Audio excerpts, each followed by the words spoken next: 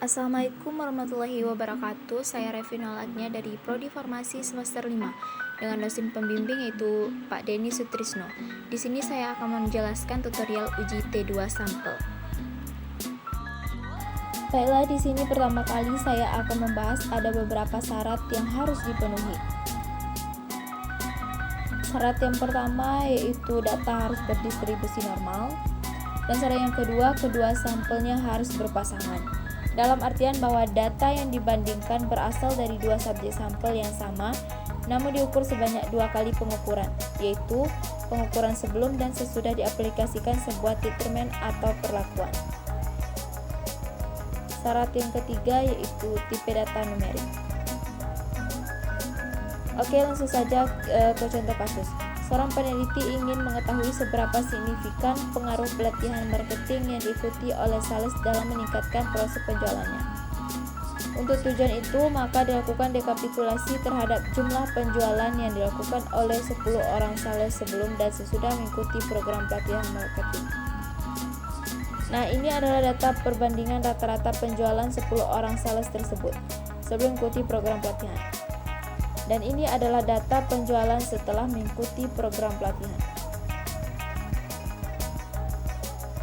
Berdasarkan contoh kasus tersebut, kita dapat menyusun sebuah hipotesis. Dalam hal ini, H0 adalah rata-rata penjualan sebelum mengikuti program pelatihan sama dengan rata-rata penjualan setelah mengikuti program pelatihan. Sedangkan untuk H1, yaitu rata-rata penjualan sebelum mengikuti program pelatihan tidak sama dengan atau berbeda dengan rata-rata penjualan setelah mengikuti program pelatihan. Nah, hipotesis ini akan diuji menggunakan uji T2 sampel berpasangan pada taraf kepercayaan 95% atau dengan kata lain, nilai signifikasinya adalah sebesar 100 dikurang 95% sama dengan 5% atau 0,05. Oke, selanjutnya langkah pertama yang mesti kita lakukan adalah menginput data ke dalam lembar kerja SPSS. Buka program SPSS. Maka secara otomatis Anda akan dibawa ke lembar data view. Ini adalah worksheet atau lembar kerja tempat bagi pengguna untuk melakukan input data. Namun sebelum kita melakukan input data, terlebih dahulu kita harus mendefinisikan variabel dari data yang akan kita input. Dalam video kali ini saya akan mendemonstrasikan secara cepat.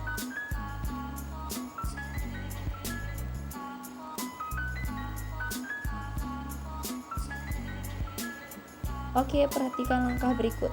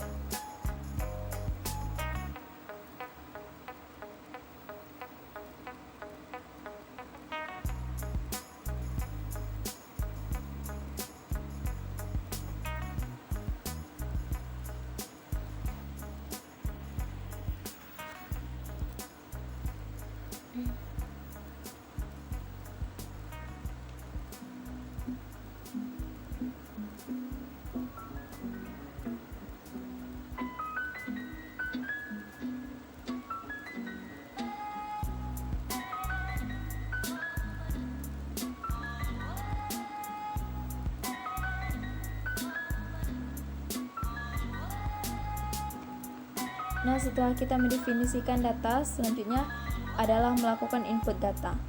Klik pada tab data view. Kemudian lakukan proses input data pada tabel sebelum pelatihan dan setelah pelatihan yang telah kita definisikan sebelumnya.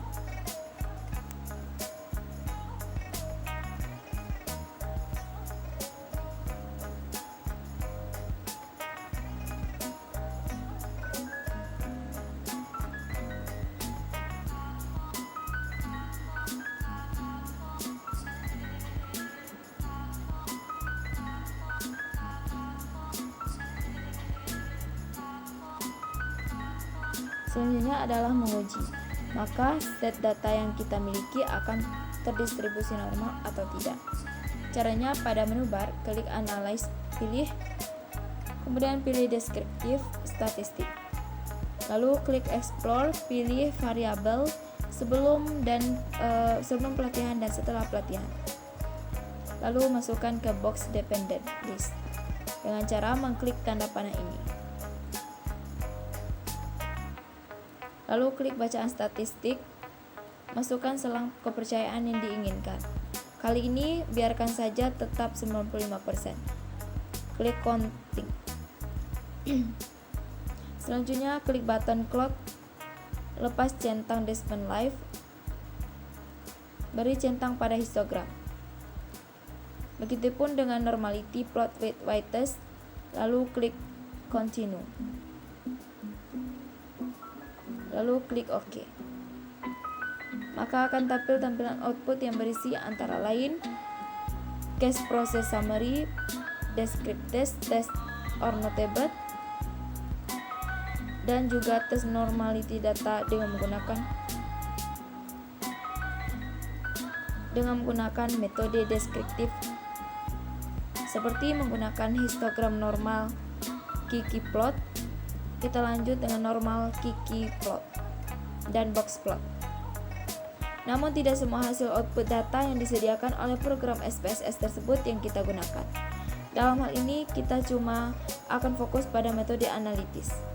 Metode analitis kita gunakan dengan pertimbangan bahwa metode ini lebih objektif dibandingkan dengan metode deskriptif seperti histogram, normal, Kiki plot, dan lain-lain. Karena bersifat kuantitatif sehingga bebas dan subjektifikasi penggunaan data. Oke, kriteria pengujian menggunakan data berdistribusi normal dan Kolmogorov-Smirnov mengacu pada angka signifikasinya. Bila nilai signifikasinya lebih besar dari 0,05, maka data dinilai berdistribusi normal. Sebaliknya, bila nilai signifikasinya kecil dari 0,05, maka data dinilai tidak berdistribusi normal.